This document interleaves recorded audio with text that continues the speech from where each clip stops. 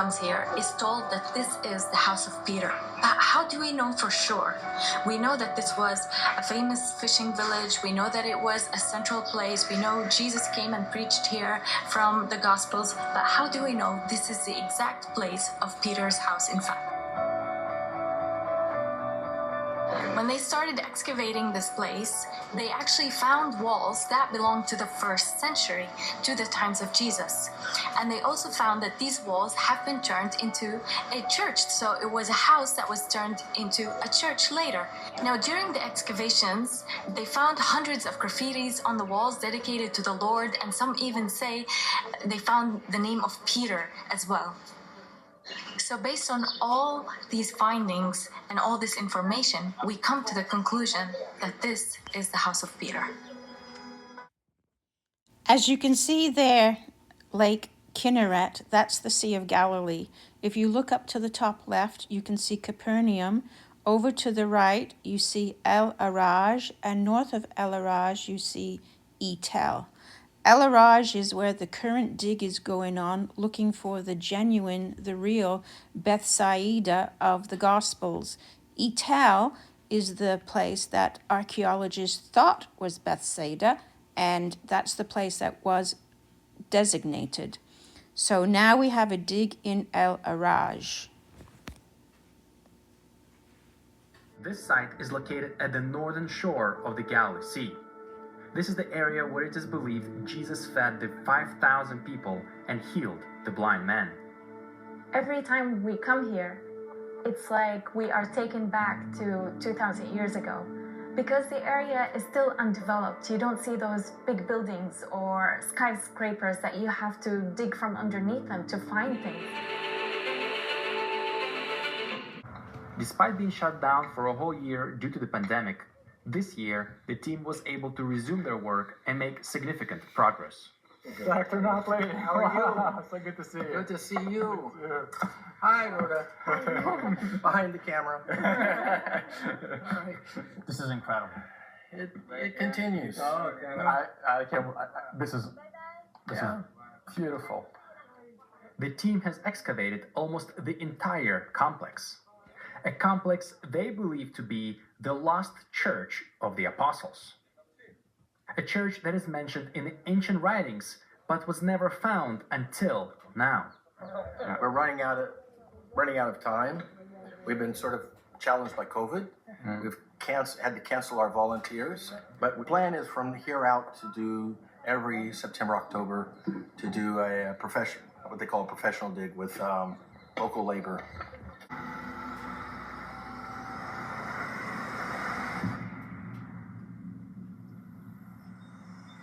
They have found a giant mosaic medallion with Greek inscription dating to the Byzantine period. In the days of our ruler, our Holy Father, and our bishop, and then we don't have the names, unfortunately.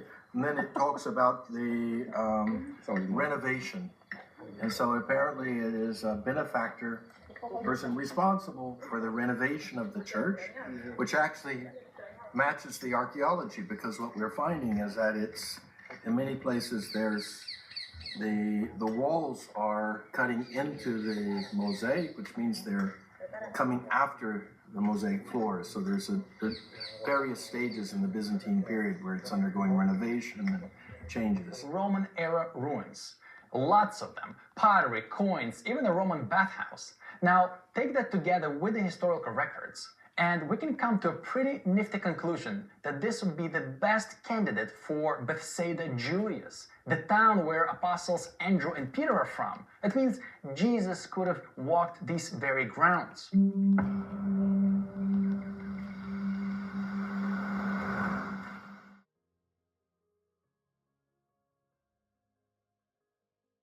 A new find at an archaeological site called El Araj has stirred speculation that this is Bethsaida's true location. Here to greet me is one of the men who made the discovery, Professor R. Stephen Notley. Hey, how are you? Good, man, nice to meet you. Nice to meet you. All it takes is some water and elbow grease for the past to shine through. Wow, look at that! Oh, it's just coming to life. That's unbelievable. Can I see the scrubber? Sure.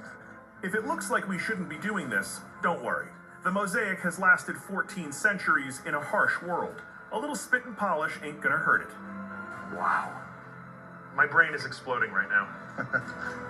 It looks like it was written just a few hours ago. It really does.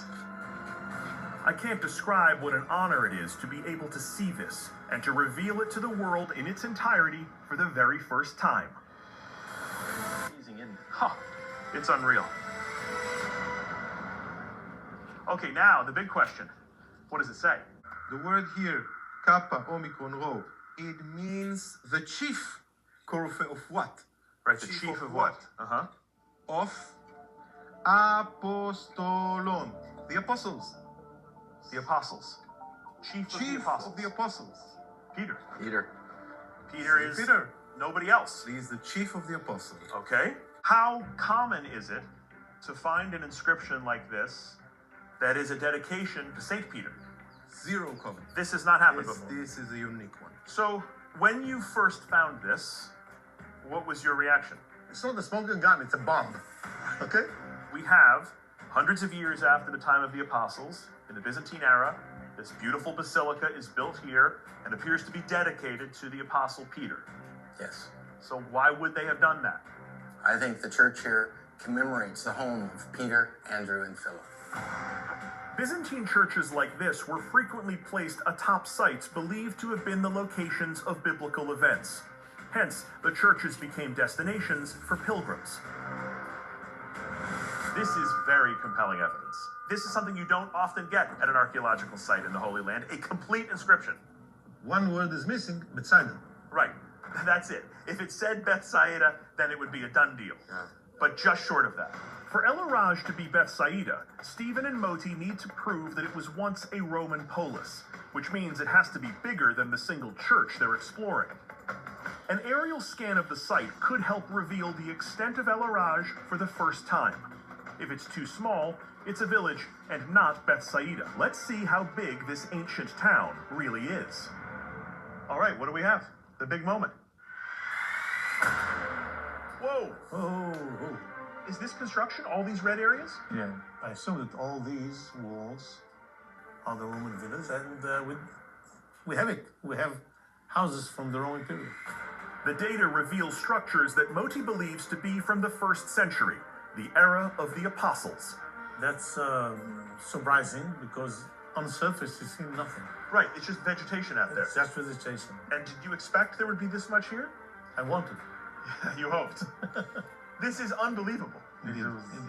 And just for reference, this here, this is the tarping on the main site of the Byzantine church. Yes. And look at the size of this area. And you can see here the edges up here and up Right. here. It means that the site is much larger, Right, it must extend out. extend out, no doubt. Because we see walls or disturbances Yes. right on the edges of all of this. Yes. I mean, this is incredible. So if you had to guess, how far do you think this site extends? I would assume 15 acres.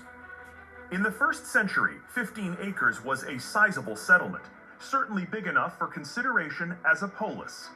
So when we put all of this together, right, we have evidence of this fishing village here, this Jewish fishing village on the shores of the Sea of Galilee. Hundreds of years later, we have this beautiful Byzantine church dedicated to Peter the Apostle. Now we have evidence here, geophysical evidence, that this is a polis, a Roman city. When you put all of this together, what does it say to you? It says to me, we have here the archaeological evidence and the historic evidence, and therefore I think this is can strongly identify the place as Bethsaida. You think this is the place? I think this is the place. Conclusion. So they now are pretty sure where the genuine Bethsaida is, and that Peter's house has been discovered. So they believe, because of where the Byzantine church had been built. Now regarding Capernaum, whose house was it that they built a church over in Capernaum? They say it's Peter's. What if it was Matthew's? What if it was the house where Jesus stayed?